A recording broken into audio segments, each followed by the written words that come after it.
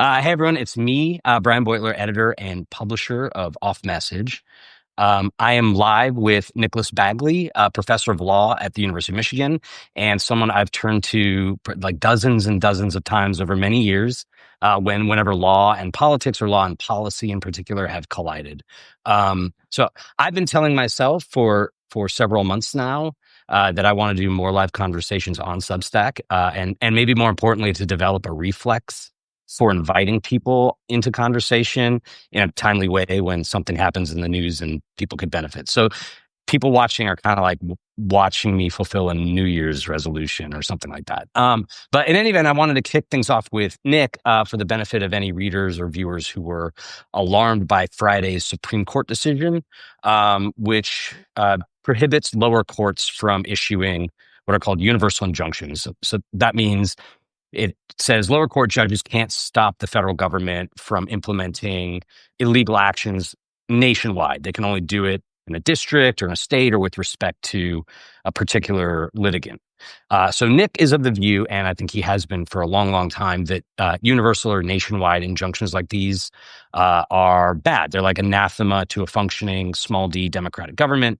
They're ripe for abuse. They have been abused against democratic presidents. And so we shouldn't sweat this as people who care about liberalism or democracy, even if it makes life easier for Donald Trump as he attempts an authoritarian takeover of the U.S. So he turned around an essay for The Atlantic, which I linked to on Blue Sky. I'll promote it on the site too, making that case that, the dissenters were wrong, the conservative justices were right. And when I saw the piece, that reflex to start conversations on Substack finally kicked in. I invited Nick to join. He agreed. So Nick, why don't you say like a little more about yourself and then take a couple minutes to explain in more detail what the court did and why it's such a watershed opinion, and why ultimately you think we should sort of learn to stop worrying and love this new era of weaker courts. Yeah. So my name is Nicholas Bagley. I'm a law professor at the University of Michigan. Been writing about these issues for a very long time, and I've been interested in them ever since I was a clerk at the U.S. Supreme Court and then worked at the U.S. Justice Department. So I want to make sure to sort of separate out two things. There's a big lurking question here about the constitutionality of the birthright citizenship order, which is at the center of the court case about nationwide injunctions.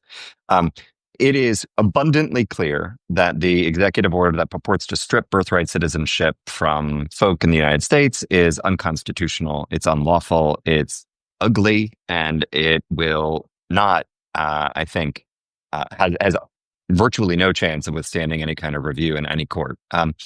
So, to the extent that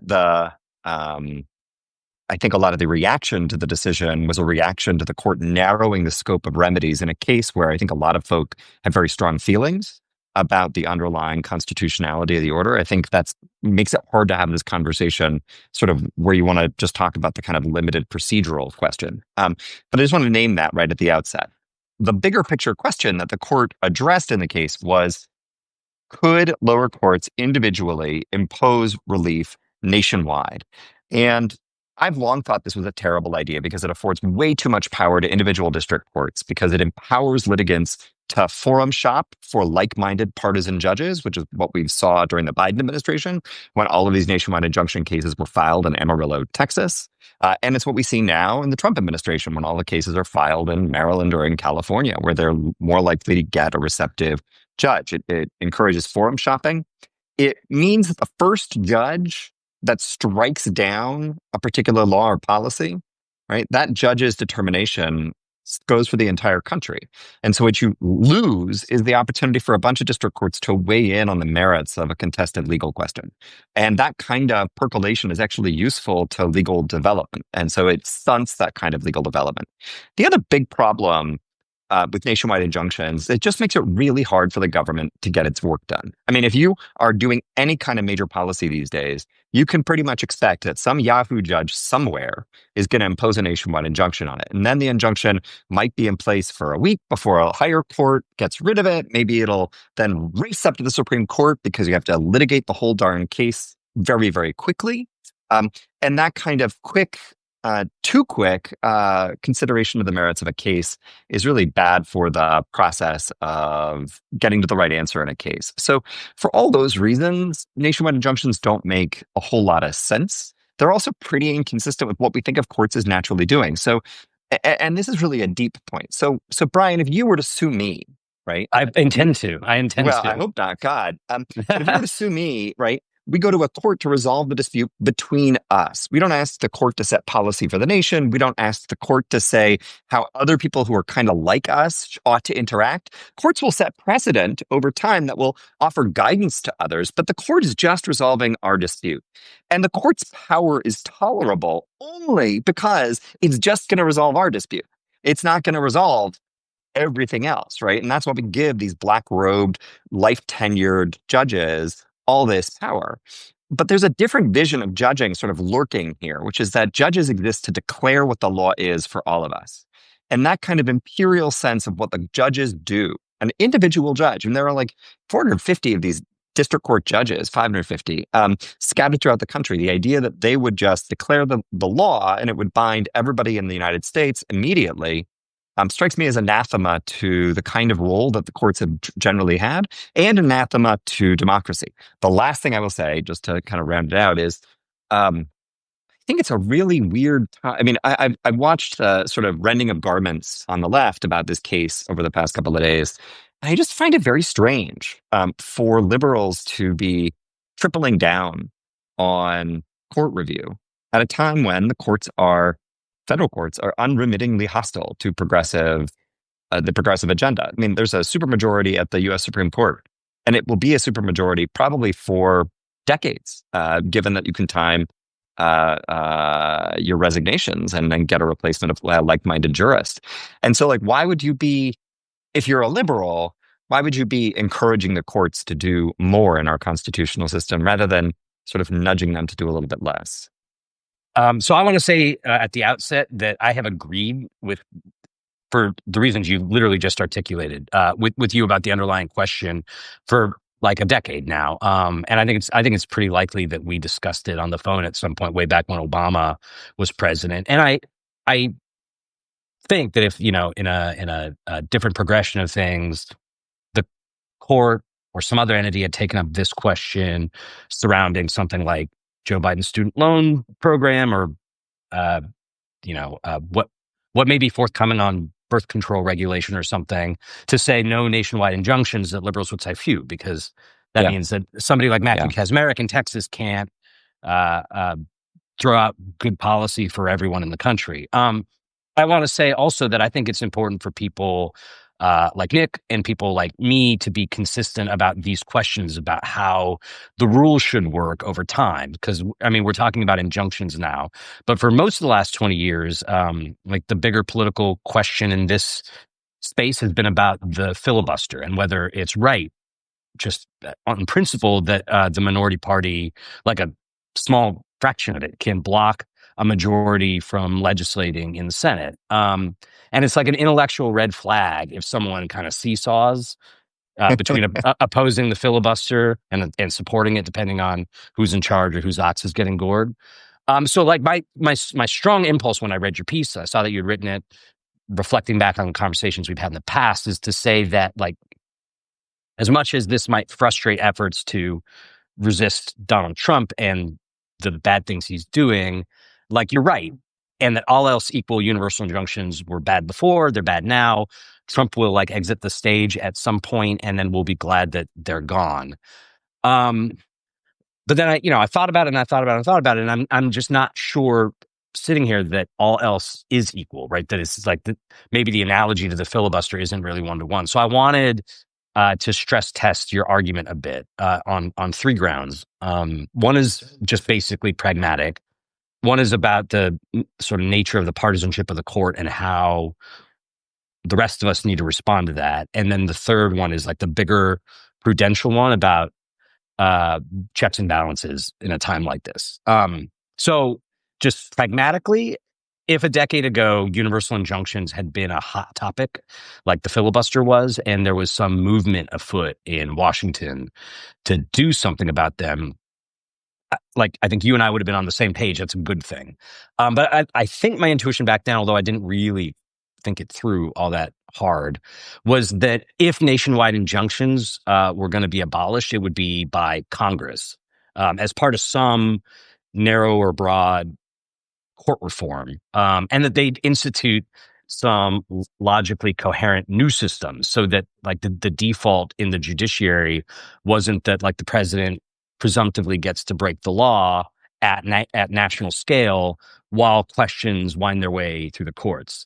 So I don't know what a more systematic uh, changing of the injunction rules would look like. Maybe like some fast track process where judges who would say, I would issue a nationwide injunction if I had that power. That triggers rapid review to the Supreme Court or something like that. But like the way the Supreme Court did it, where they just say you can't do that anymore, and we'll figure out what that means for process down the road on the fly. That seems questionable, maybe unwise to me. Yeah. How do you So respond? Yeah, so there are a couple thoughts. The first is I think it's important to stress the novelty of nationwide injunctions. There's a debate, an academic debate about exactly when the first nationwide injunctions occurred, exactly which of these cases back in the early 20th century were nationwide injunctions or were they something different. But everybody agrees, and this is true on the left, the right, there's an academic consensus that the current rash, the kind of proliferation of nationwide injunctions, the fact that they become a reflex in the courts is really a product of the Obama and after era. So we're talking about a very new development in the federal courts. We're not talking about some long-standing convention with very deep roots in the judiciary. If it were of greater, like, it had lasted for a lot longer, it had been sort of a more established part of our practice, I think I'd agree with you that that ought to be Congress's role. Here, I think when you're talking about the equity practice of the federal courts, typically they're the ones who make choices about the kinds of equitable rules they're going to operate under, subject to congressional oversight and constraint. Once, of course, Congress in the first instance has given them that power. The federal courts have equitable powers as a function of the Judiciary Act of 1789. And they have always kind of molded equitable powers over time to shape their sense of how the federal courts ought to be operating. So I don't think it's outrageous. I think that there's a related argument about how the court proceeded here that I think is fair game, which is why did you do it here? Right? I mean, you could have taken up a nationwide injunction case during the Biden years. You could have narrowed the scope of nationwide injunctions. But I guess maybe the conservative justices were kind of happy to see the Biden administration policies enjoined. They weren't motivated to relieve the Biden team of the burden of these nationwide injunctions. And so now Trump's in office and he issues this outrageous executive order. And what, you bend over backwards to end nationwide injunctions now with something this odious? In fact, more than that, the Trump administration, when it had what happened in the case, there were a bunch of these cases brought against the EOS, the birthright citizenship order. There were four different injunctions. Three of them were nationwide, and the Trump administration could have taken the whole case up to the U.S. Supreme Court and said, "Hey, could you decide, like whether this injunction should remain in place and also consider the merits?" Instead, what the Trump team did was just ask the Supreme Court to review the nationwide injunction question. Said, "Don't touch the underlying merits here. We're going to proceed in this case on the assumption that the citizenship order is unconstitutional." And that's really weird, right? Usually you bring a whole case up and ask them kind of resolve the whole thing. And instead they artificially carved off this nationwide injunction question. And it would have been reasonable for the Supreme Court to say, listen, like, these are equitable powers we're wielding. We're trying to do kind of rough justice. The Trump administration is coming here asking us to relieve them of this big nationwide injunction. How is it harmed if we don't intervene? Like, let's just not intervene here, because the thing that they want to do is impose an unconstitutional order. Like, that doesn't cause them any injury. Like, they're not coming to us with clean hands. We should just reject this effort. And I think that's a totally legitimate concern. I think there's good reasons to think this was a very strange vehicle to resolve this case. Having decided to resolve the case, I think the court got it right. But I think the court is subject to criticism for doing it now and in this way. And I think that's totally valid and reasonable. The last thing I'll say is on Congress has from time to time considered either ending nationwide injunctions or creating three-judge panels in cases where litigants are seeking nationwide injunctions that would then sort of get the case up to the Supreme Court a little bit more quickly. So far, that hasn't really happened, and part of the reason is that generating enthusiasm on the Hill for any kind of like nitty-gritty procedural change in the federal courts turns out to be really hard. There's not like constituencies pushing for it, and so they tend to die. And then, when they do become hot, it's because somebody like Donald Trump is really pissed about it. And then the Democrats are like, there's no room for a bipartisan deal at a time when who's sitting in the White House and whose ox is going to be gored if you either keep or Right. jettison nationwide injunctions. I don't want to be sitting here in defense of the Supreme Court, but I mean, isn't the answer to the question of why they did this now? Like, I take your point that they could have just declined the case, but we know that there are four very right wing justices, and that's all it takes, right, to hear an appeal like the one that the Trump administration made on this question of whether the injunction was appropriate. And isn't the answer to why they did it that like Obama and Biden never tried this, right? Like, Never tried to get the court to resolve yeah, the to nationwide resolve injunctions question. just take a case where they thought that what they were doing was Yeah. popular or good, and said, hey, the nationwide injunction is a inappropriate remedy in general. Yeah, I wouldn't want to. I wouldn't want to push. The Obama and Biden teams did try to get these questions to. This is something people miss about the debate over nationwide injunctions. The Department of Justice has, across administration, had a consistent view that nationwide injunctions are impermissible, and that makes sense. If you're the executive branch, you're a lawyer for the executive branch. You don't want a single Yahoo judge to be able to just come in and put the kibosh on whatever policy or law you're in court defending. Right. So they've had a consistent position throughout, and they have been trying to maneuver a case to the Supreme Court where the question about the nationwide injunction would be cleanly presented. The challenge has actually been that a lot of these cases turn out to be kind of hard on the merits. And it turns out that very often what the government wants to do is lawful. And so if you get the case up to the Supreme Court and you've got two arguments, you've got like, can we do X? And if we can't do X, can you enter a nationwide injunction? Well, the Supreme Court is often just tempted to resolve the first question. Yeah, it's fine, whatever. And so actually getting the case up, getting it cleanly presented has been quite tricky. What you need, in a way, is a case where the merits, where the merits are so dumb, where you are so likely to lose that you can actually get the court to squarely confront the question. So they have tried, and the Supreme Court has declined some reasonably compelling invitations to do so in the past. So again, I think it's a fair cop to say, why now? Those vehicles are not identical to this vehicle. There are always questions about sort of timing and prudence in taking cases. The other thing that really has shifted, even since the Biden years, is that the emergency docket of the U.S. Supreme Court has, in these early Trump months, just gone out of control. And that is a function of nationwide injunctions in part, but it's actually mostly a function of the Trump administration moving very aggressively and with kind of a reckless disregard of the law across a number of domains. And so there are a bunch of injunctions, whether they're nationwide or even just applicable to particular individuals, that are proliferating in the lower federal courts. And I think the justices themselves feel acutely under the gun and are trying to think about responsible ways that they can stop this deluge of cases from constantly threatening to overwhelm them. I think that might have contributed to the justice's willingness to entertain this question now. I'm not sure that this decision will actually materially affect the emergency docket. I think the consensus on the court, especially after oral argument, is it's probably not going to have as big of an effect as people think. And I think that's right. But nonetheless, I think that might have been partly what motivated the court. One thing I don't think motivated the court, and this is something where I think people are dancing around this a little bit, so I just want to be really clear. There's a thought that the justices took this case and narrowed nationwide injunctions because they're sympathetic to the underlying policy.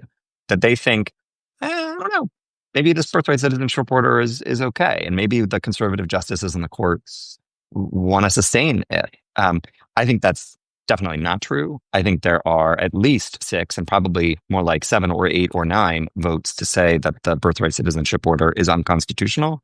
And I think its glaring unconstitutionality for the conservatives oddly felt like this was a good chance for them to step in and just resolve the clean procedural question. I think there is a bit of catastrophizing on the left that this is setting the stage for the birthright citizenship to be withdrawn, and I think that's a misreading of where the Supreme Court is. So I agree with that. I do want to step outside my like three the concerns about your sort of your sense that this was the right decision, even if the vehicle was bad. Is now you have a situation where, I mean, I know the order is not in effect. I think that they gave 30 days for litigants to go back to lower courts and raise new arguments. But in theory, you have a situation where some people in America have birthright citizenship and some people don't, right? Depending on whether they have lawyers or they are in the right district or whatever. And how does a new procedure like this not just kind of blow a hole in the equal protection clause of the Constitution, where you have, like, in theory, everyone who's born in the United States either is a citizen, or everyone who's born in the United States non-citizens is not a citizen. But under the ruling that came out Friday, if it were to take effect in 30 days, that would no longer be the case, right? You would have some people subject to one law and other people subject to another, right? Yeah, potentially. I mean, look, what you're describing is a function of how judging typically works, which is, we have a presumption that that laws are constitutional, that policies are established in regular order. We think the courts should intervene reluctantly and only where the law is relatively clear and straightforward. And that means that, yeah, sometimes you're going to get patterns, at least for a while, where the law is going to apply differentially, depending on whether you're a litigant in a particular case, whether you live in a particular state, whether you fit within a particular putative class. I mean, there's all sorts of ways that the law might differ across groups for a time. Now, the thing about the judiciary, though, is it's not like you just have a bunch of district courts issue orders and then the world stops. There are then appeals, and then is recourse to the U.S. Supreme Court. And at both of those steps, the range of uncertainty and the disparate treatment narrows. I also, the court is actually pretty concerned with exactly the problem that you've identified. There was a long concurrence from Justice Kavanaugh saying that actually in this interim period, kind of before we normally hear a case, it's important that there be national uniformity. And we want to think hard about how we achieve that in these high-profile cases. And Kavanaugh said, look, you don't need a nationwide injunction in order for us, the Supreme Court, to issue a decision that then has binding effect in the interim period, right? So you don't need nationwide injunctions in order to get some kind of clarity. Now, I don't want to minimize the concern that you raise. I actually think it's not applicable here, which is to say, I don't think this executive order is taking effect as to anyone at any point. I'm happy to explain why. But in general, it is definitely possible to have that kind of differential treatment. And it's usually just not that big of a deal. And we can kind of work it out over time. The last thing I'll say on this, though, is just there are costs to getting rid of nationwide injunctions. I want to be clear about that. There are people who would otherwise be protected by a judgment who will not be protected by a judgment. And sometimes that's going to be unjust because the judgment is correct and we think it's unfair that they couldn't take advantage of it. But sometimes that judgment's going to be wrong, right? People tend, like right now, they're thinking like every district court judge is righteous and true because the citizenship order, yeah, but it's true. But like lots of these decisions are mistaken. And so people are getting the benefit of court decisions that ought never have been entered. And that kind of differential treatment is also of a concern to the judicial system. So, there's not a perfect way to do this, but just sort of helping yourself to the view that like everybody's got to be treated equally, and therefore the first judge to rule gets the final say. I think there are real costs to running a system like that. Gotcha. Okay, so here's my second concern. And it's related to this sort of like, is pulling the rug in this way wise in a practical sense? And this is just I really want to make sure that we aren't playing patsy. Yeah. So like to go back to the filibuster and like being consistent about that over time. Like abolishing the filibuster would make the Senate more democratic in the small d sense. And that's the purpose. That's like why people like me have been saying there shouldn't be a filibuster, whether it's in George W. Bush's presidency or Obama's or whoever else, right? Like you are pushing to make the American government more democratic. And you can go farther beyond that if you abolish the filibuster, right? You can add more states to the union. Ideally, you just wouldn't have a Senate at all. And then that would make the system more democratic. But the point is that in each step of the reform, you're inching towards something that's fair in a democratic sense and rule bound. And I don't actually think that's what's happening here. Like if you look at the last decade or so, and then like particularly the past year, I think a cleaner story to tell is that Republican appointed justices and judges were fine with these injunctions, and you kind of alluded to this, until they created a lot of problems for a Republican president. And so they've done them a solid here. And so there might be ancillary benefits, long-term benefits to this like narrow ruling. Matthew Kacsmaryk is probably not happy about the decision. But the like the alternate venues for wide scale relief that you write about in your piece, like class action lawsuits, they can and will be, I suspect, gamed by these same justices. And I think critics of the court have come to the view that there's no small d democratic project here. They're just kind of playing Calvin ball. And so, like, if class actions were to take the place of cases where people are seeking universal injunctions, like they'll monkey with that. Well, like what constitutes a certifiable class, and in industries that don't want environmental or financial regulation will still have easy remedies, and so we'll get to a Democratic Party administration and find that, like, as it turns out, the courts still totally have the power to gum up the works. They can only they're only hogtied with respect to conservative policy, right? They impose that restriction on themselves, and so that we're cheering this ruling, like looking at it in isolation, and blinding ourselves in some sense. There are 4 or 5 or 6 members of the Supreme Court that aren't steering toward something better, something like more like impartial justice. They're building the architecture of their own ideology or their own partisanship, and we're saying, "Wow, this building block, it looks pretty nice." But when you zoom out and you see like the whole edifice is like this oppressive structure, and I'd like you to zoom out and address whether you think that this can be something that we cheer, even if it's one step in that process towards something uh, that's really about conservative justices sort of acting out of ideology instead of like fair jurisprudence. Yeah, look, I hear the point. I'm pretty cynical about the Supreme Court. I'm not quite as cynical as maybe you are. I do think that there's not like the project here is not strictly one of trying to work to the partisan advantage of one party at the expense of the other. But let's just take sort of that view as read. Let's assume that that's kind of the project here. I think the problem is a whole lot bigger than nationwide injunctions, right? Like this is like a kind of, at the end of the day, a fairly modest change to equitable powers of the federal courts. They have lots of other powers and lots of other ability to, rig the game in favor of their, preferred outcomes. And it strikes me as strange to be so concerned about it. I mean, if you think the fundamental legitimacy of the court is like zero, that this is just a purely political project, like I just don't. Like, this is I don't know. Like you're not going to stop that project by allowing district court judges to enter nationwide injunctions. Like it's not even like it's like a complete mismatch for the problem. So you may occasionally get fortuitous rulings that you like on behalf of litigants that you think are appealing and attractive. But the other team is going to get rulings that they like that are appealing and attractive. And if the Supreme Court is going to favor the other team all the time, well, they're going to be the ones whose injunctions are sustained. And then your team is going to see their injunctions evaporate. So I guess I find it weird to think that this is like the particular hill that you ought to die on if what you're worried about is the Supreme Court acting in a highly partisan fashion.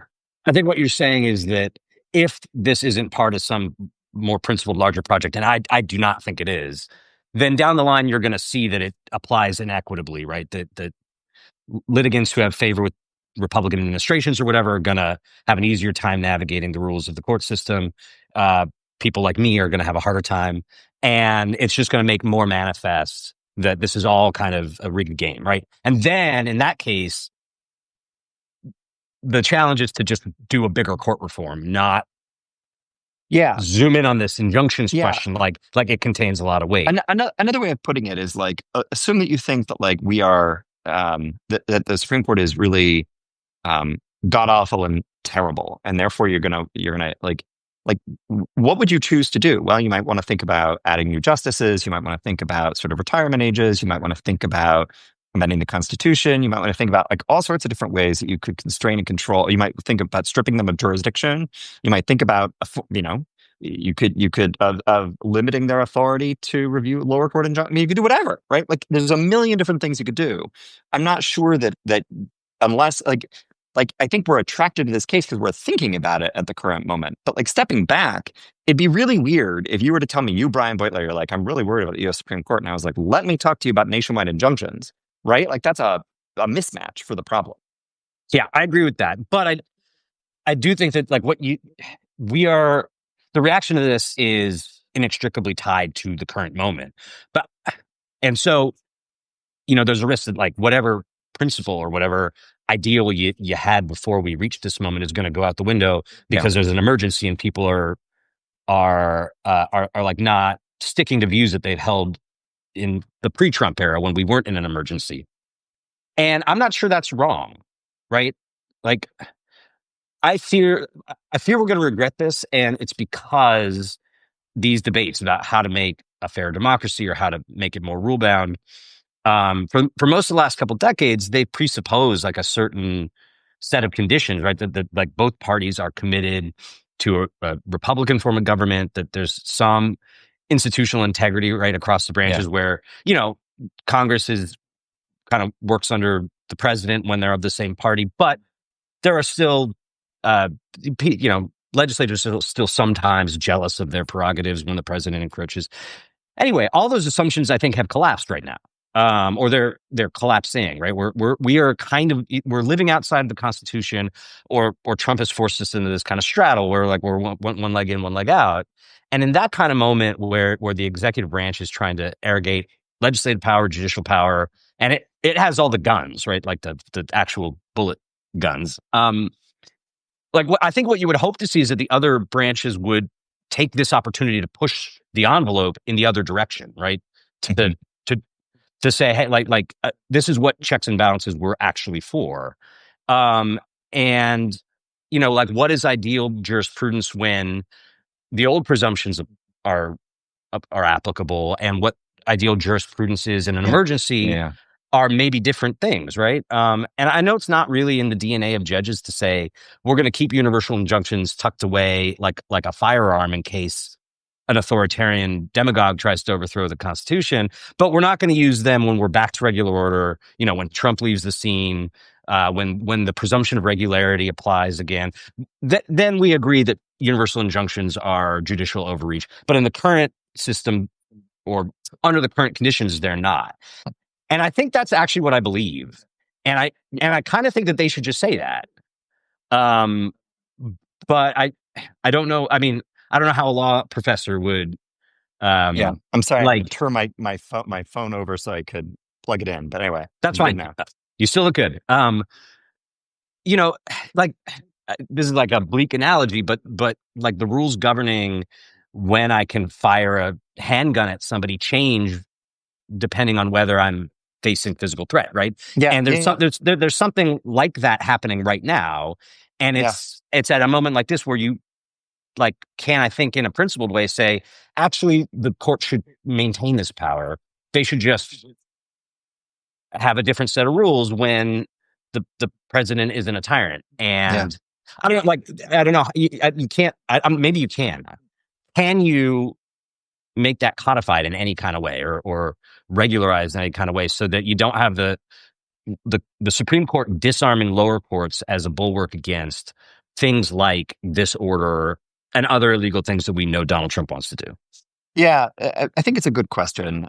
And, like if your belief is that we are on the cusp of an authoritarian breakthrough, then directionally, you wouldn't want the courts to surrender any measure of power, or at least that's the kind of move. And I think, I get that. I understand that. I think that if you're on the cusp of an authoritarian breakthrough, the nationwide injunction is not going to save you. So I think again, it's like It's even buying time, though, right? I mean, not really. I mean, maybe a little bit, but I mean, the fact is, like, nationwide injunctions can get taken away by the U.S. Supreme Court on the merits, or narrowed by the Supreme Court because they happen to disagree with it. So, like, again, you're back to the question of, are they going to do their job in the hard case? Not like, can district courts, for usually a fairly short period of time, enter nationwide relief? But look, like, I take the point. Like, I do think it's a bit of a mismatch. I hear the argument.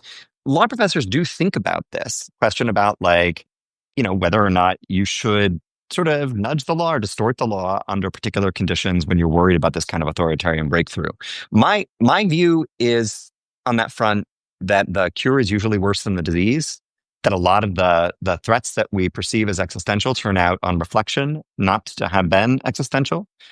Which isn't to say that this isn't a scary moment. It's a deeply scary moment, but you want to be cautious about deforming the law to deal with what feels like a very high stakes issue today, because the other side has a lot of beliefs about high stakes issues, and the other side is going to look at your effort to deform the law and say that gives me permission to do the same when I'm in charge. And remember, we don't have the courts, right? Like, it's not like this is like a good terrain for us to be fighting on. It's a really, really inhospitable terrain. So it's very strange to think that, like, that's the place that we are going to, like, put all of our ducks. I'll offer a kind of a spicier take for the Substack audience. I was working as Governor Whitmer's chief legal counsel in 2022 when Dobbs came down and overruled Roe v. Wade. Um, and I think, understandably, the left was extremely upset and the sky was falling that abortion would now be illegal in a bunch of states.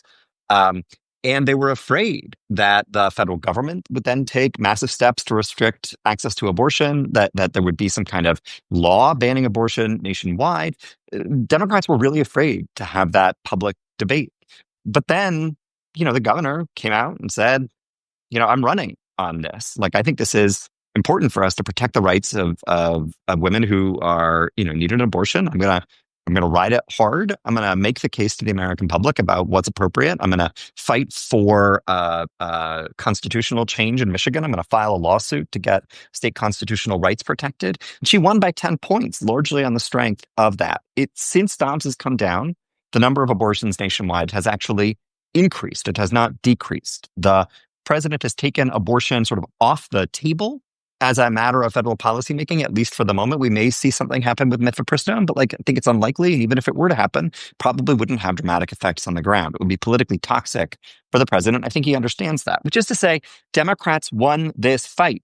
Like, not perfect. There are costs. Like, I want to be very clear about that. There are a lot of states where abortion is illegal, where people have been harmed grievously as a result of hospitals, hesitating to provide needed relief in situations of high risk. I don't want to say that there are no costs, but I do think that we are sometimes afraid of prosecuting these questions politically. And we are hoping that there's some black robed savior out there who can do the right thing. But the fact is, we fight about what the right thing is all the time. And we shouldn't be so scared to prosecute these fights publicly. I think we have a story to tell. And the story to tell is not the courts are going to protect us. The story to tell is vote the bums out. can you think of any scenarios where you would lose the courage of your convictions on this, where suddenly you would want to see a nationwide injunction, but now one's not available, right? Like, we're in the middle of an election and Trump tries to, seize control of the election in Georgia or something like that. And I Again, didn't. with one of the points of my piece in the Atlantic is to point out all the different ways that courts can still intervene and offer sweeping relief in circumstances where it truly is necessary. I can offer a bunch of examples drawn from the piece. They're a little technical, but one is that sometimes litigants come in and they are seeking a kind of relief, like in an election setting, where you can't just give them a remedy without giving a remedy to everybody else, as a matter of just like that's like, if you're saying, I'm suing over the unfairness in the administration of the Georgia election system. There's not, like, can't, like, run it fairly just for one dude. Like, you're going to have to make changes that affect everybody. And that's Mhm. kind of indivisible relief, which means that a single litigant can still affect broad sweeping change. There is still the availability of class actions. And although it's true that the US Supreme Court has constrained class actions, it's typically constrained them in the context where plaintiffs are seeking money damages, which is to say when the kind of relief that they would get might be individual as to them, like how much dollars and cents each individual ought to get. For injunctive relief, it's actually much easier typically to certify a class. And injunctive relief is what we're talking about here. So getting class actions together under the birthright citizenship order, I don't anticipate problems there. I think you can get class actions off the ground. They're going to be like ask courts to think about questions about like, is this a coherent class? Is this like, they have common questions of law and fact? How do we define the class? There's some questions right out of the gate. But even before you get a class certified, you can get a putative class. You can go in and say, I intend to represent this big class of people. I'd like an injunction that applies to all of them. And the Supreme Court has recently blessed that. You can sue under the APA still. I think the Supreme Court's likely to say that although you can't get nationwide injunctive relief, you can get an order setting aside an agency action under the Administrative Procedure Act that applies nationwide. This is very technical, but I think that's probably something the court is going to allow to take hold. And so district courts can still do that. So there's lots of techniques for district courts to, and I should add that associational standing is still a thing. So if I'm like suing on behalf of, if I'm a Sierra Club and I go to court, I'm representing all of the members of the Sierra Club. And whatever injunction I, as a Sierra Club, get extends to all the hundreds and thousands of people in the Sierra Club. As a practical matter, the federal government very often has no choice but to just say, okay, well, look, if it's like the entire Sierra Club, I can't implement my program as to people who are not Sierra Club members. They're totally unadministrable. I guess I just have to put the whole program on ice. So there's lots of techniques and tools for courts to still intervene. And I want to emphasize, like it really is like we've armed the courts with so much power that getting rid of this relatively modest tool, which I think is disruptive and bad, I think is not at the end of the day going to make as big of a difference as people fear. And again, like in terms of the authoritarian breakthrough, the thing that would cause me to change my priors, I suppose, I'm not sure anything, because I want to be clear. Like, I don't think that the republic will not rise or fall because of nationwide injunctions. Like I'm pretty high degree of confidence about that. And it's hard for me to imagine a circumstance where I think like, oh, if only that one district court could have entered that relief for the entire country for that short period of time before the courts of appeals and Supreme Court could weigh in.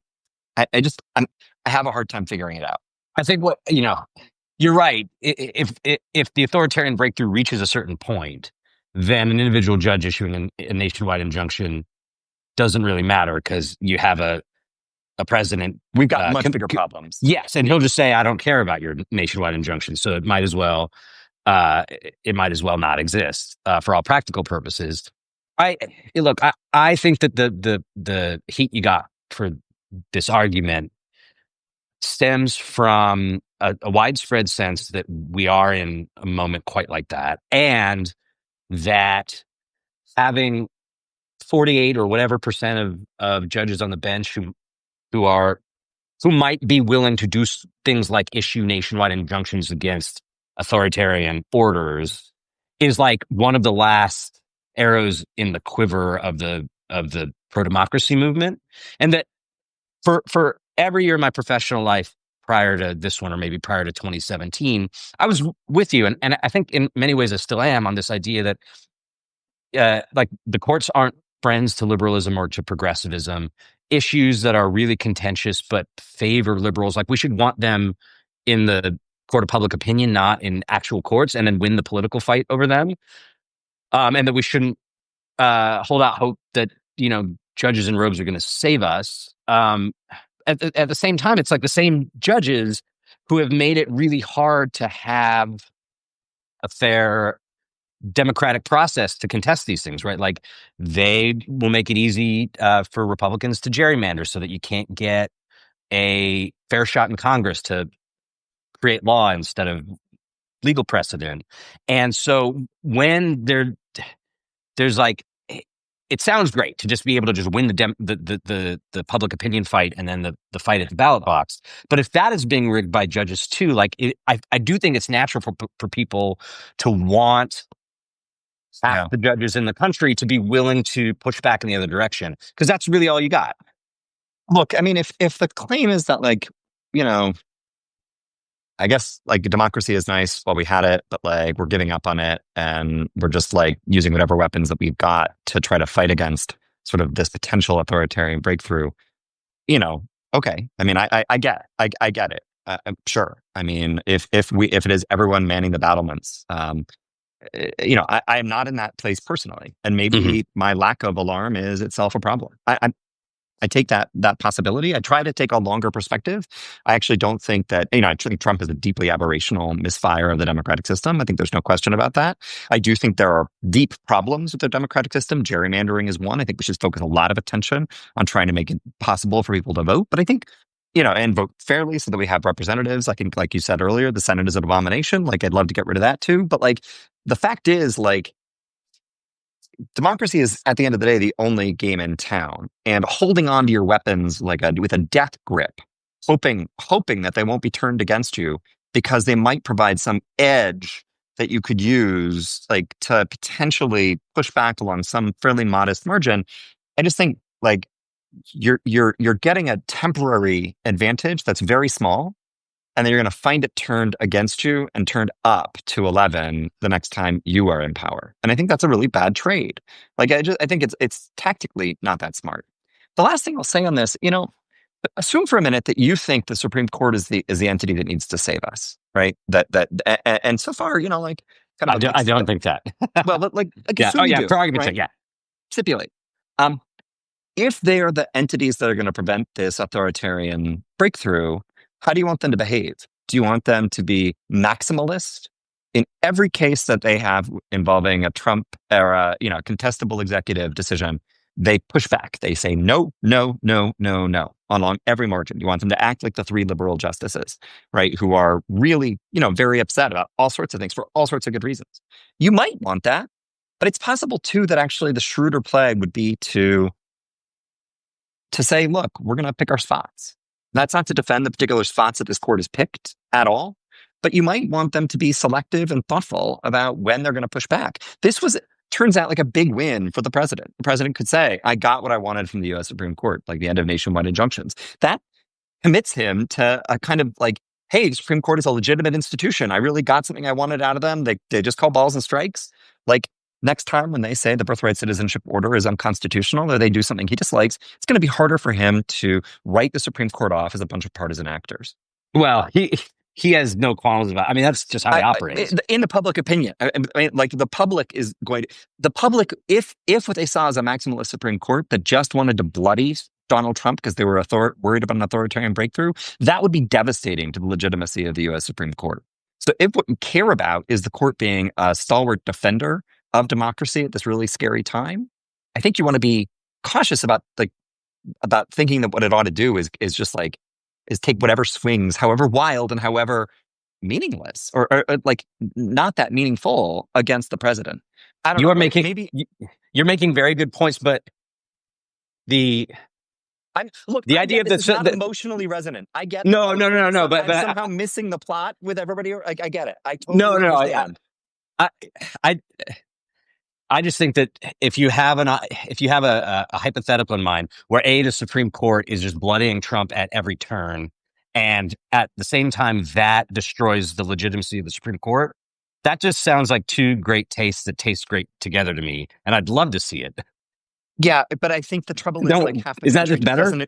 half the country just doesn't. Oh, yeah, like delegitimize the court and maybe, but then through this process of yeah, look, stymieing an authoritarian, that's the best of both worlds to me. no, but what I'm saying is that it wouldn't be as effective at stymieing the authoritarian. At the end of the day, Donald Trump is going to take as much power as he gets, and that's going to depend on the public and on our representatives and on our institutions pushing back effectively on him.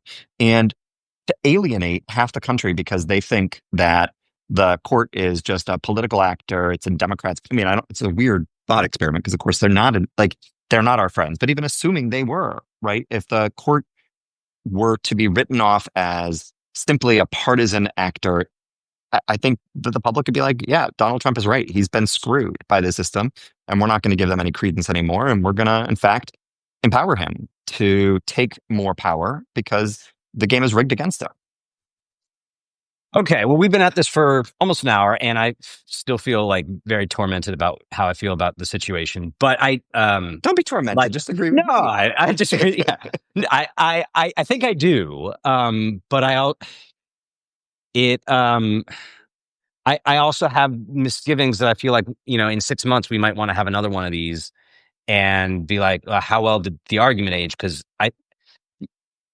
it's hard to know exactly when the moment will arrive where you kind of wish things had gone the other way. But having been Yeah, through this I with think trade, like I realize it's all vague and no. I mean, but look, but like I it's think been you're we've right. been Like, through let's wait 5 years of and Trump as president, and 4 in the first term and a half now, and um like this idea that there's some like biding time, like arranging the pieces on the chessboard right, has not actually been the right thing, and that the right thing is to basically create as much friction as many obstacles in his way as you can, and that's ultimately healthier for the democracy, for the judiciary, for the so some return of to the rule my of law. yeah, some of my thinking on this has been shaped by my experience in the past on the Affordable Care Act. So Hmm. a lot of my writing focuses on healthcare reform. Some of my earliest writing as an academic criticized the Obama administration for monkeying with parts of the with parts of the Affordable Care Act in an effort to get it rolled out. One of the things that the Obama administration did early was waive application of the employer mandate, which was a tax on employers that didn't supply healthcare to their employees, right? And that sounded was pretty good politics. It was good in the moment. They didn't have legal authority to do it, and I said this is a bad precedent, and it's a bad precedent because it's going to allow a future president to take a law of Congress and just say I'd prefer not to apply it.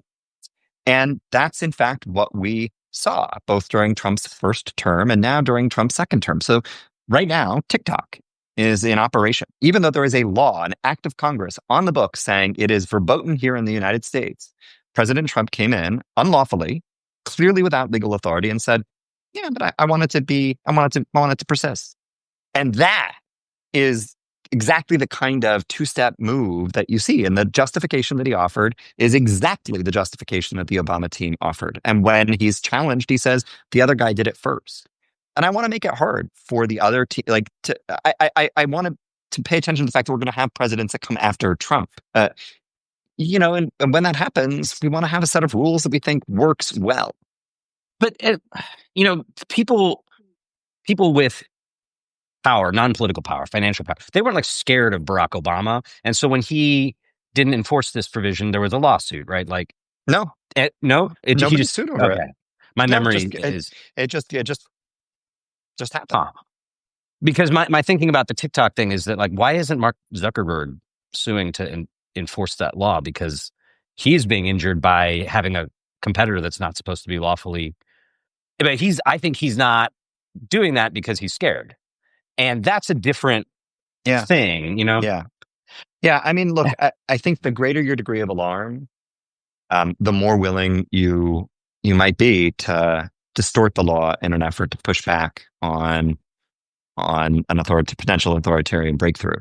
I think we should be very hesitant to do that, and I think that the nationwide injunctions have been a distortion that has arisen in part because both sides feel like the stakes are always existential, and what we need to do is turn down the temperature to restore some kind of regular order and win at the ballot box. But it could be that like that's again missing the plot. And in 4 years, we're all going to be in a gulag somewhere, and I'll be I'll be telling you, Brian, that I wish I'd listened to you at the time. We'll wave the Atlantic article at your window, at the window of your door, and say shame, shame, shame. I will keep ruminating on this because I intellectually I'm with you, and yet because of all the things that we've just been talking about, like the zeitgeist of the moment, it feels like we've been disempowered of a tool that we need. Yeah, But yeah, um, I also just appreciate that you strive for consistency. It's like important to me to do that too, even in under duress like these, and like these questions about procedural fairness in a democracy have been so ripe in the US for so long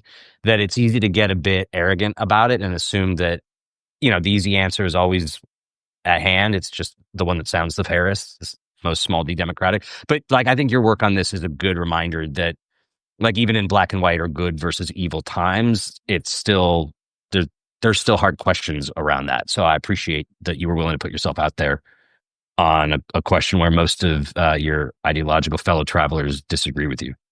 Yeah, well, judging from the blue sky reaction yesterday, it's maybe poorly timed. I might have misread that particular room.